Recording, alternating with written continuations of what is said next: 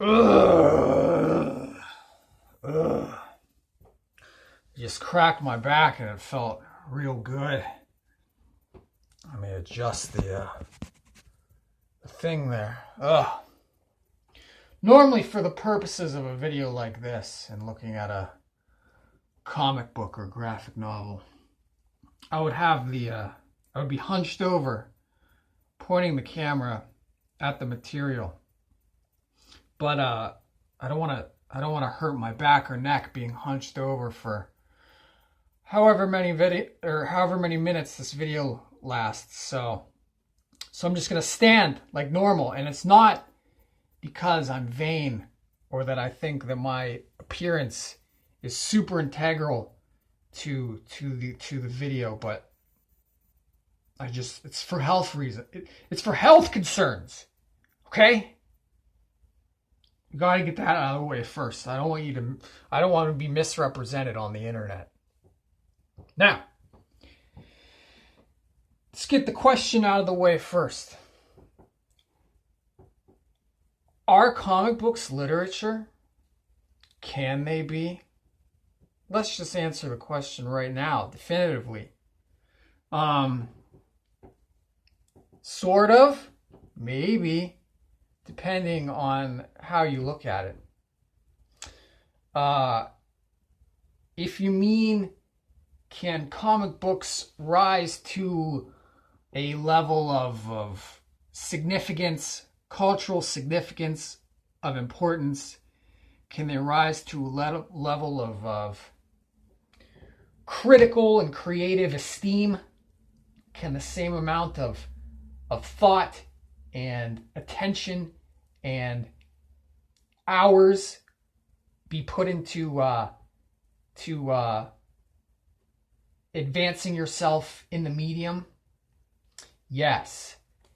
Yes, indeedy.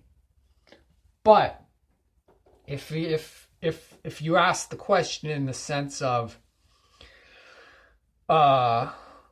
should they both aspire to the same I had this thought out beforehand. I forgot it now. Should they be motivated by the same aesthetic principles? Should a funny book be more wordy? Should it be as wordy as a novel? No. And I'm going to use Alan Moore's Swamp Thing to make my case for this. So I've become a bit of a Swamp Thing aficionado in the last few months. A bit of a swamp head. Started out with I got the complete volume 1 of the Bronze Age with Bernie Wrightson and Len Wein. Really enjoyed that. Heard a lot of good things about Alan Moore's Swamp Thing, and over the last few months picked up all six of the trades. They're all here by this chair. You're gonna have to trust me. All 6 of them. Gosh darn it. Each contains about. See, here's number 6. Each contains about, I think, 7 to 8 issues a piece. 22 pages an issue. I don't know how many comic books that stacks up to exactly, but quite a few. It's quite a few years of writing comic books, of writing a series. And Alan Moore's Swamp Thing is a good example of a writer losing steam while still maintaining most of his proportionate creative zest. He's still got most of his Alan. I'm standing to this angle here because the lighting seems to be better. If I stand in the middle, it gets a darker shadow, or if I stand over here, I don't know. It's not a terrible framing. Listen, nothing I do here is on purpose. You gotta realize that. Only a fraction of what goes on in this digital underground is on purpose. The rest is about coping mechanisms. Look, I got this I got the camera stacked up on a couple paper towels and a copy of the Martian Chronicles here. I got this light. There was just too much backlighting, and I'm trying to introduce just better lighting, and it's not quite working. Anyway, moving on. It's a good example of a writer losing his steam, and sort of you got to wonder if the acclaim sort of influenced him, because he was getting a lot of accolades and rightly so. But you got to wonder if it sort of influenced him to take more chances that didn't quite work, or to sort of go to stray into places that don't quite congeal with the medium. So before I talk about what I didn't like about his run, I'll talk about the stuff that I did like. Yeah. So he takes it in a kind of different direction here, where, or at least from what I read previously, I think there's some gaps in between, but in the Bernie Wrightson Len Wein Swamp Thing, he's sort of a gothic, universal. By the way, you just turn this video off if you don't read comic books. I should have said that in the beginning. Anyway, if you gotten this far, Bernie Wrightson's and Len Wein's Swamp Thing was sort of a gothic, sort of universal horror Frankenstein type thing. Lots of, man, Bernie Wrightson's great. His anatomy's terrific. Lots of deep shadows, and Len Wein's writing, while it's sort of overwrought at times, it's still, again, it has a sort of nice sort of spooky, gothic, a little bit campy, but you know, that's sort of that's sort of the sweet spot it should hit. Again, if you're going for that universal monsters type thing, you know, big emotions and stuff. And I wonder if Alan Moore was sort of trying to be in keeping with Len Wein's style a bit. Over verbose and not always good. Sort of, Len Wein, it was sort of just like, a lot of times it was sort of clumsy. He was sort of, got the sense he was sort of groping beyond his ability, which I think, you know, that's not a bad thing. That's a lot of, I can relate to that. But anyway, you get the sense that maybe Alan Moore was trying to maybe go after that sort of overly purple style, or it could just be his inane senses matching up, or why he was chosen for the book, or whatever. Anyway. So while the Bronze Age was sort of universal horror, Alan Moore's Swamp Thing is sort of a trippy psychological. I've never read Terence McKenna, but I feel like it's sort of like a Terence McKenna type like LSD influence. There is I'll get into that in a minute, but just a sort of, like, you hear the Alan Moore, like, he's like, oh, I'm a shaman and I worship a snake god. This is definitely material of, like, yeah, okay, I can see that. You're trying to, like, describe the light fantastic. You're trying to trip the light fantastic at times. And while it's not the while it sort of veers off of the gothic horror thing, it sort of creates a newer, I'm not going to say better, but a nice different vibe. Like, so the big thing that everybody usually talks about is how Swamp Thing, he learns that he's not a man who's become a swamp thing. He's like a collection of sentient plants who think they're a man, in essence. And so there's lots of, like, head tripping questions of self and identity. And he has to sort of like, he still holds on to his humanity in a lot of ways because his girl wants to still call him Alec, and he's like, yeah, you could still do that, but I'm not really him. I'm like a mess of weird plants and like worms and shit. But there's lots of interesting, trippy things going on there. And then he has these like yams that grow off him, and when you eat them, you trip and you have a psychedelic experience. Anyway, I really liked most of it. Like, I would recommend if you're either a comic book fan, if you're or even more literary minded, like a more highbrow person. If you're like, whoa, comic books, I would recommend you check out the first couple trades of Swamp Thing, because he really treats it as an adult medium.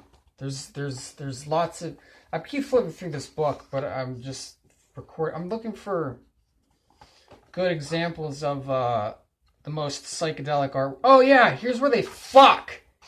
Is this where they fuck? No, this isn't where they fuck. But Swamp Thing's girlfriend eats one of his psychedelic yams, and they have like it lets her like enter into his into what's called the green supernatural's plant psyche, and they fuck with the psychedelic yam, and it's trippy. But anyway, where it started to lose its footing for me is when it's sort of, I want to talk about the art.